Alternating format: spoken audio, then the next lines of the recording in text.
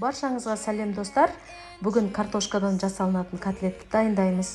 Картошкамызды жақсылап суға қайнатып аламыз. Дайын болған картошкамызды блендердің көмегімен езіп аламыз. Және де дәміне қарай сарымсақты езіп, оны салып аламыз.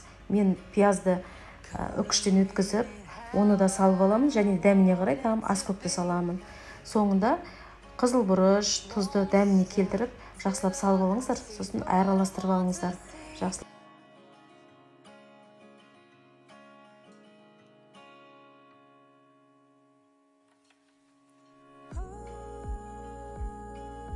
Ал достар, дайын болған картошка котлеттерімізді жақсылап бір формаға келтіріп, әдемілеп әсемдеп аламыз.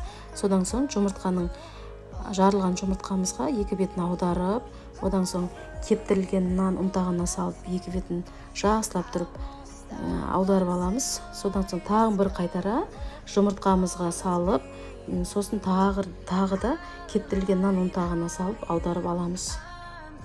Мінекей достар, дайын болған котлеттеріміз осылай болып шықты. Енді қызып тұрған табамызға котлеттерімізді салып, орташа отта пісіріп алыңыздар достар. Сонда әдемі болып піседі.